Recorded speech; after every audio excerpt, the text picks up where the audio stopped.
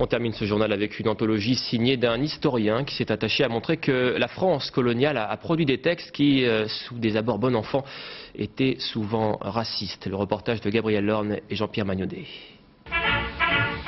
Quittant son pays, un petit négro de l'Afrique centrale vint jusqu'à Paris voir l'exposition coloniale. À sa sortie en 1931, cette chanson, Nénuphar, a connu un grand succès populaire. Pourtant, elle est le prototype de la chanson raciste, désignant les Noirs comme de grands enfants congénitalement bêtes. Dans son anthologie de la chanson coloniale et exotique, l'historien Alain Roussiot a exhumé plusieurs centaines de titres du même acabit. Alain Roussiot souligne qu'à partir des conquêtes françaises du début du 19e siècle, un racisme débridé a été mis en musique pour accompagner la politique coloniale et les campagnes militaires. Un grand gaillard à la peau noire, aux dents comme l'ivoire. Je pense qu'il y a eu une volonté délibérée de ce que j'appelle, enfin avec d'autres historiens d'ailleurs, ce que j'appelle le parti colonial, le lobby colonial, cette volonté délibérée un petit peu d'imprégner dans la tête de chaque Français le bien fondé de la colonisation. Donc comment faisait-on? On cherchait les moyens les plus populaires et la chanson en était un.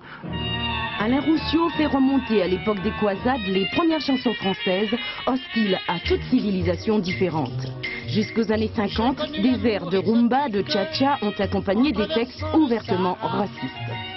Les plus belles plumes, les plus belles voix ont créé ces chansons teintées tour à tour de paternalisme, de mépris, de doudouisme et de comique. C'était une noire, une merveille. J'avais aussi la peau bronzée. C'est pas par hasard qu'on retrouve dans la même anthologie Édith Piaf, Maurice Chevalier, Fernandel, Bourvil, vous avez parlé de Sardou, Mayol pour les générations plus anciennes, etc. etc. Tous ces chanteurs-là, Joséphine Baker qui a énormément contribué, tous ces chanteurs-là ont véhiculé des idées, encore une fois à leur insu, ça c'est un autre problème. La chanson aura donc été le vecteur d'une idéologie raciste, insidieusement installée dans l'air du temps, peu dénoncée, peu critiquée. Quant aux traces laissées dans les mémoires par ces ritournelles apparemment candides, Alain Roussiot les estime profondes et lentes à disparaître.